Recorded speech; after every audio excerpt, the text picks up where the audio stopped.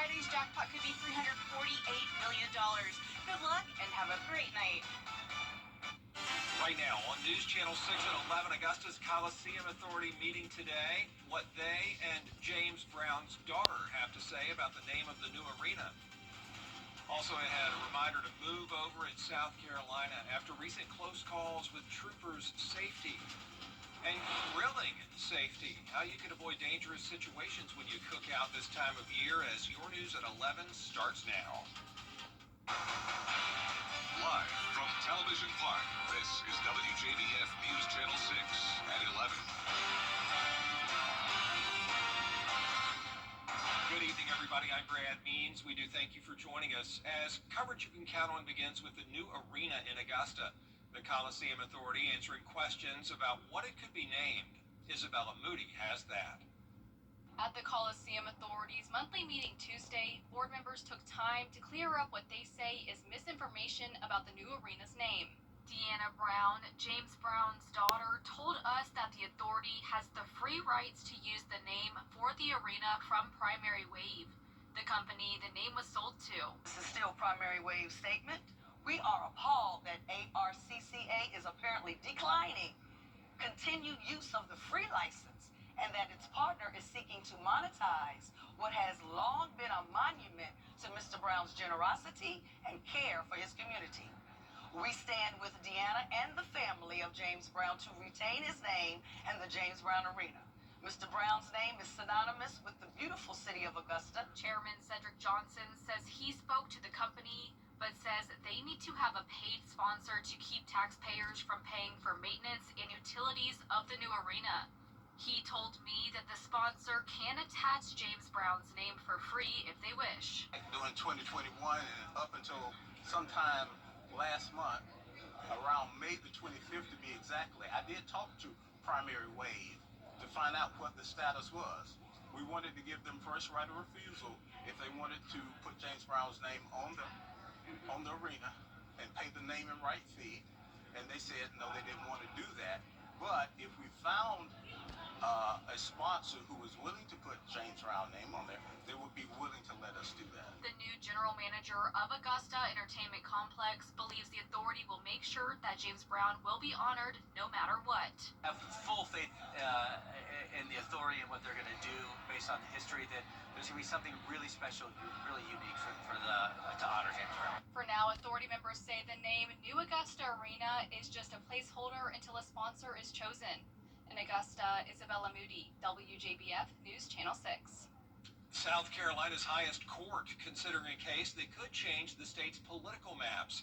The League of Women Voters is suing the state over its redistricting map. They say it was redrawn in favor of a Republican congressional race in the Lowcountry. Court will uphold the map. This issue, a similar issue, has been already ruled on by the U.S. I think that gives an indication of where the law is. The whole intention of redistricting is to protect the right of voters to be accurately represented by their representatives in our democracy, representative democracy. Right now, we believe that's not happening. So again, it's up to the state Supreme Court now to decide, and the big question is, if there's a change, would it kick in before next year's elections? Time now for a first check of our weather. Before that, we do want to check in with our chief meteorologist, Jenna Petracci. Well, Brad, it was a very hot day. In fact, the hottest day of 2025 so far, and it's still very warm and muggy out there. Here's a live look in on our Terry Lambert Hyundai Skyview cam at Television Park. Mostly clear skies for us, and you can see today's almanac shows that we had a high of 98. Not quite record-breaking. That was 103 set back in 1914. Average high is 93, though, so we were 5 degrees above it. Around the CSRA, we're currently in those low to middle 80s. 83 in Thompson, 81 in Augusta, 85 in Millen. Wrightsville checking in at 83 and 86 in Waynesboro. Our dew points are high this evening in the mid to upper 70s and even 80 in Waynesboro. So definitely some humidity tonight, and tomorrow we'll be going down to only around 74 degrees. So the day starts out dry, but as we go into the evening, we will have a Viper 6 alert day in effect due to the possibility of severe weather. Our main concern will be those damaging wind gusts. Now, something not on this list that's considered not considered severe but still dangerous is lightning, and we are expecting some of that tomorrow. And I wanted to point out that unfortunately we did have a tragic incident today over at Lake Murray. There was this lightning strike that unfortunately injured some people up there near the lake. It was just one lightning strike from this very isolated tiny storm.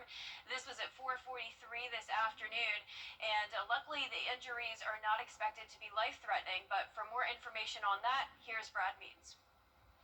Jenna, thanks. And it really was just a terrifying day on the water in Lexington, South Carolina. 18 people hit by lightning out at Lake Murray. The South Carolina Emergency Management folks tell us it took place late this afternoon at a public park. 6 adults, 12 children were injured. No word yet on the extent of those injuries, but we're told they were not life-threatening, thank goodness. More information as it comes in. So yeah, pay attention to the forecast from Jenna and respect Mother Nature. You never know. July 4th is right around the corner, which means many of you will be firing up your grill for backyard cookouts, and firefighters remind you to be extra careful. It was just a few months ago South Carolina had to put in a statewide burn ban after a series of wildfires around the state. Now, the Georgia Forestry Commission issuing a burn ban through the end of September. Firefighters say, look, these hot temps and dry air mean an increased risk for fires in the area. You're supposed to put it on and let it sit for 3 to 5 minutes before you light it. If you pour it on there and then light it, number one, you can get burned, but number two, it's not going to soak into the charcoal and light the charcoal off like it's designed to do. If you're using a lighter fluid, make sure it's a lighter fluid, not kerosene, not gasoline, not anything like that. Kerosene and gasoline are a lot more explosive than the lighter fluid itself. Yeah, firefighters also urge you to be aware of your surroundings when you grill out, and don't wear loose clothing, and keep an eye on the kids. Make sure they're a safe distance away from those grills.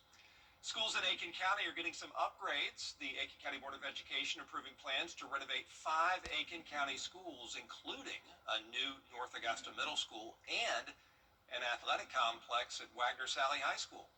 Need to be upgraded so that the children are learning and teachers are teaching in environments that are 21st century learning environments. We need to make certain that these buildings utilize technology, that they're modern, and that they are appealing. We want, when parents and visitors come to our schools, we want them to feel like they're appealing places that are modern and secure. We want all of our buildings to be as secure as they can possibly be so that we know that the safety of our children and our employees is a top priority. Those projects partially funded by the 1% sales tax in Aiken County. In recent weeks, the South Carolina Highway Patrol says there have been some alarming incidents. 2 troopers narrowly escaped being hit while they worked on the side of the highway. Julia Keener spoke with troopers about what drivers need to do to keep everybody safe. Recent incidents shine a harsh light on the dangers troopers face every time they step out of their patrol cars.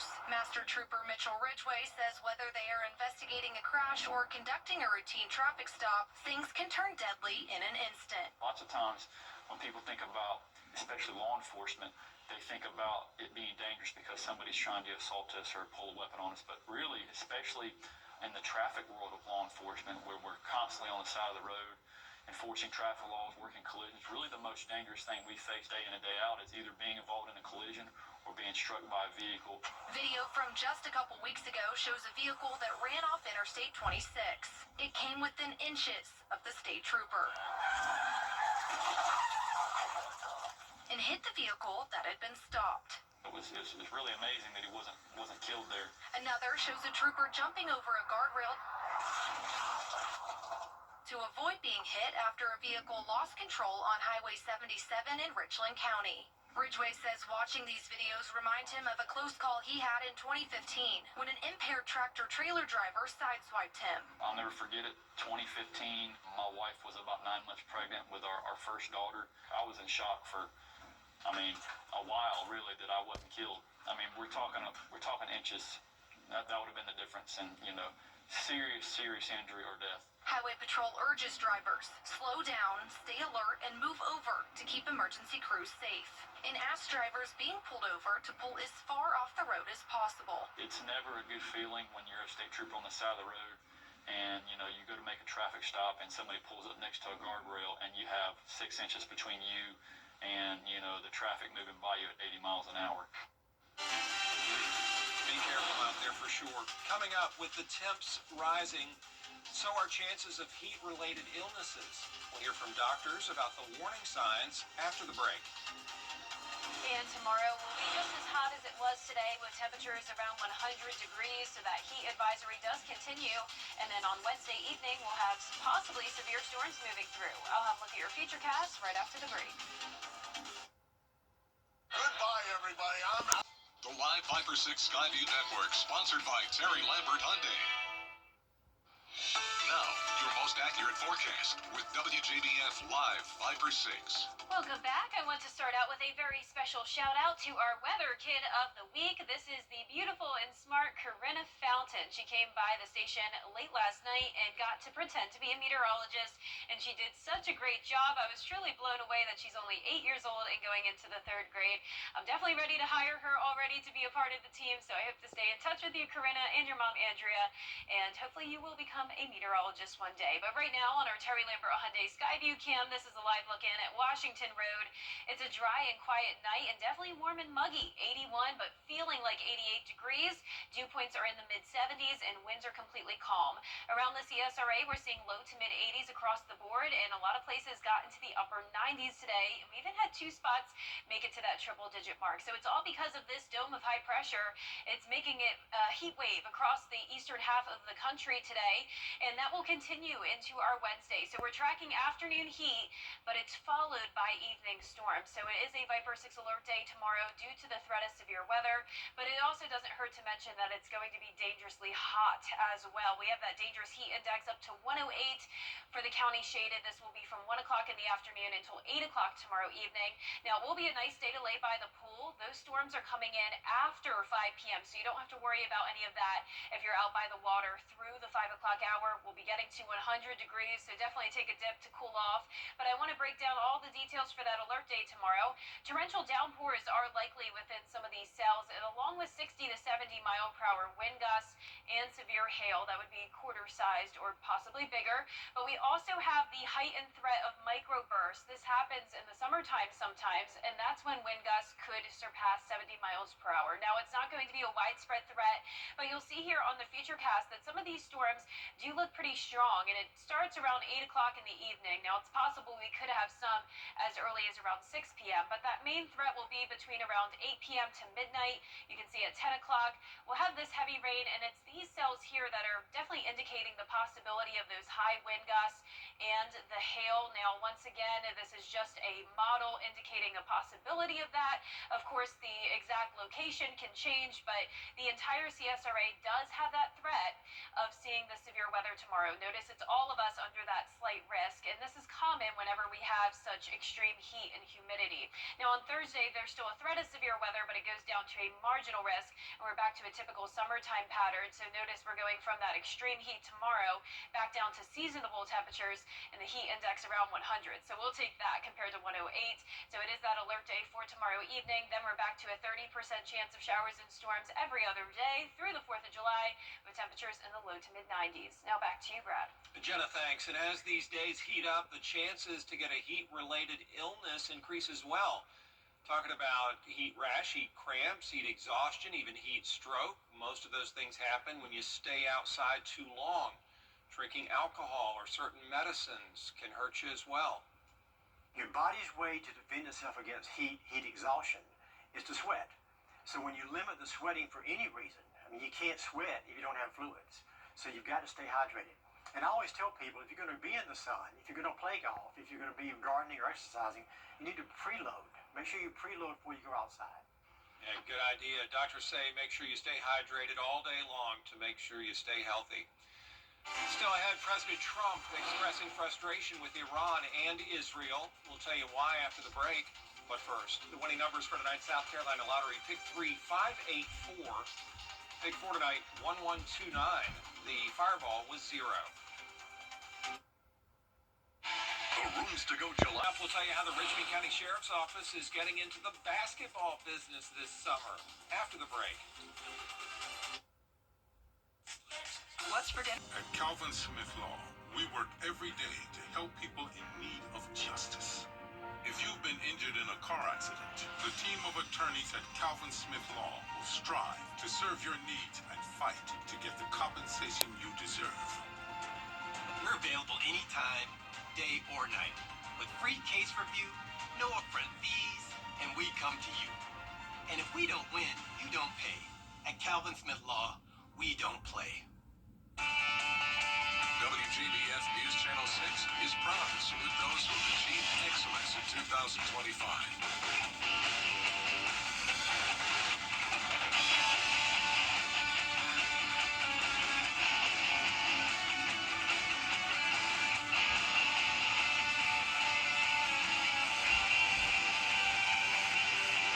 Congratulations, you are the best of the class. What's for dinner, everyone? The WJBF Live Viper 6 Skyview Network is sponsored by Terry Lambert Hyundai.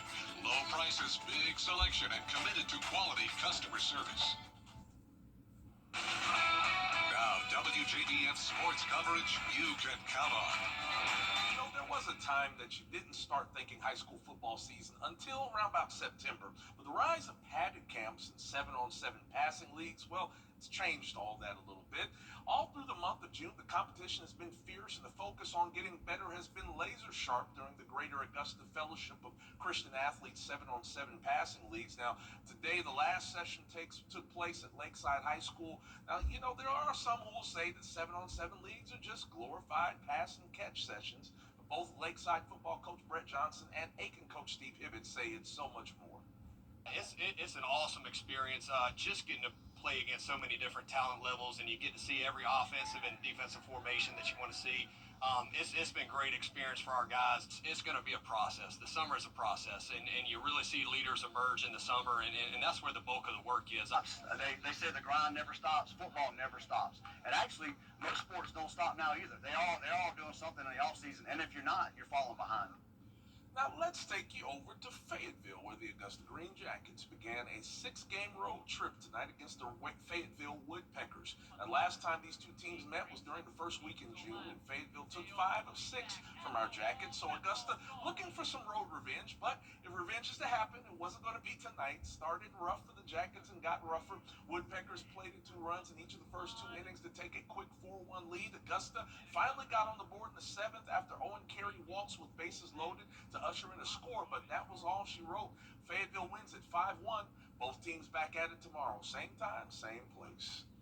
Now, let's talk about the Big Brother Braves. Atlanta still in the Big Apple, taking on the New York Mets again in Game 2 of 4, trying to make it 5 straight against the Mets. Scoreless tie until the bottom 4th. That's when the Mets plated all 3 of their runs. The Braves trying to rally in the 6th when Ozzie Albies sac fly to right scores Marcell Ozuna. The Eli White single grounder to short ushers in Austin Riley. And all Braves would score 5 in the 6th, and they would add a pair of insurance runs in the 8th, make it 5 straight against the Mets. Braves win it 7-4.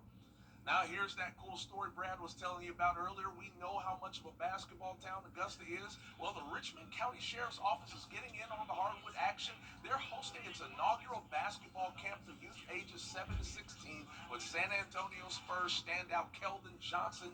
He'll be in the building. Now, the camp will be held on July 22nd and 23rd from 9 a.m. until 3 p.m. at Laney High School. Registration is now open and can be done in person at the Sheriff's Office or from their Facebook page. We'll also have the link online at WJBF.com. And the best part is the price. It's free $99. And like my daddy used to say, you can't beat that with a stick. That's it for sports. We'll be back after this.